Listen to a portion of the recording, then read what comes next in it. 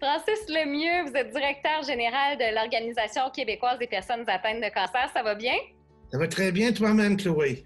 Bien sûr, on voulait vous parler aujourd'hui parce que, sur la couronne nord de Québec, comme partout au Québec, malheureusement, le cancer, c'est quelque chose qui touche tout le monde de près ou de loin.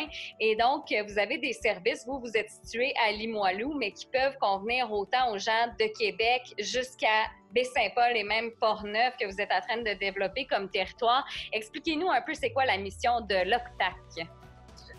L'OCPAC, d'abord, c'est pour l'Organisation québécoise des personnes atteintes de cancer. Alors nous, notre mission, c'est d'accompagner les gens qui vivent avec la réalité du cancer et leurs proches aussi.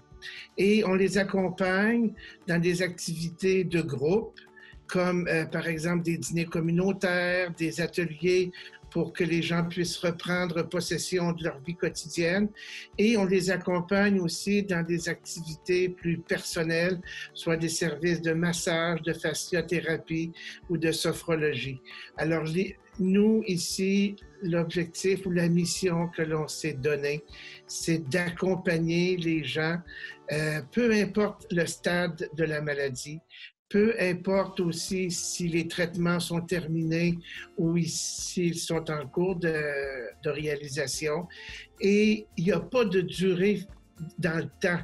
C'est-à-dire que quelqu'un peut avoir eu des traitements et il peut venir ici 1 an, 2 ans, 3 ans, tant qu'il sent le besoin de bénéficier de nos services, tant aussi qu'il sent le besoin de se raccrocher à un groupe de personnes qui a vécu la même chose que lui.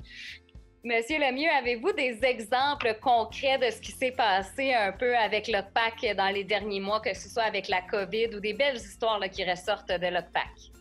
Deux, trois belles petites histoires.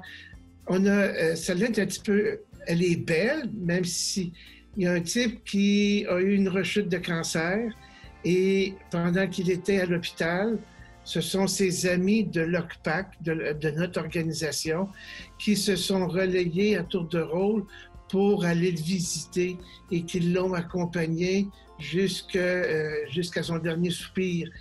Il y a aussi, quand le COVID s'est invité dans notre vie, les gens s'inquiétaient les uns des autres.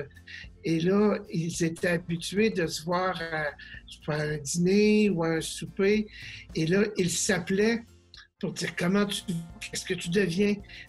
Moi, j'ai mon neveu qui vient m'aider, toi, personne. Alors, ça a été une source de réconfort, puis de soutien mutuel absolument extraordinaire.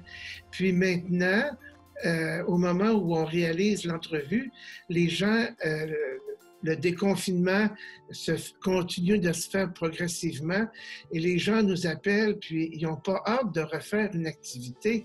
L'activité est un prétexte pour revoir des amis, pour revoir le chum, pour prendre un café à 2 mètres de distance, j'en conviens, mais c'est une petite famille qu'il y a ici. Et puis, entendu parler qu'il y avait des nouvelles personnes qui se joignaient à nous. Alors, il y a tout un intérêt, puis toute une fébrilité autour de ça. Et tout le monde est bienvenu justement à l'OCPAC. Vos activités recommencent. Quelles activités ont lieu là présentement? À l'heure actuelle, on a des activités intérieures et extérieures. À l'intérieur, on a de la fasciothérapie. On a aussi des ateliers de sophrologie. Et à l'extérieur, c'est-à-dire dans des parcs, que ce soit le parc Cartier-Brébeuf ou le parc Mézeray, il y a des activités de kinésiologie. On va avoir bientôt des activités de yoga. Et les activités physiques que l'on a, ce sont toujours avec des professionnels qui offrent une activité adaptée à la pathologie. C'est-à-dire, ce n'est pas des exercices physiques que monsieur et madame tout le monde peuvent faire, mais c'est des activités qui sont vraiment préparées pour des personnes ayant eu une réalité du cancer dans leur vie. Si on a besoin de vos services, que ce soit parce qu'on est atteint du cancer, parce qu'on a passé au travers aussi, ou encore on est un proche aidant, comment on vous contacte?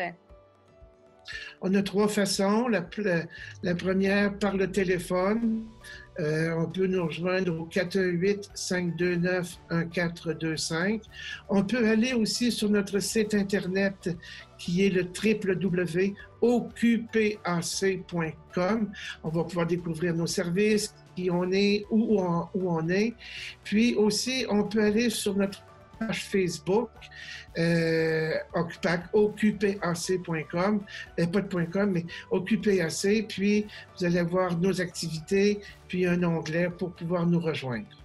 Oui, on peut faire aussi des dons sur votre site Internet ou encore par téléphone. C'est toujours un bon coup de pouce pour un organisme à but non lucratif. Bien, effectivement, l'argent, c'est le nerf de la guerre. Alors, les dons sont toujours bienvenus et appréciés. Merci beaucoup, Francis, et on vous souhaite un bon succès dans votre mission. Merci beaucoup, Chloé, pour le temps que tu m'as consacré.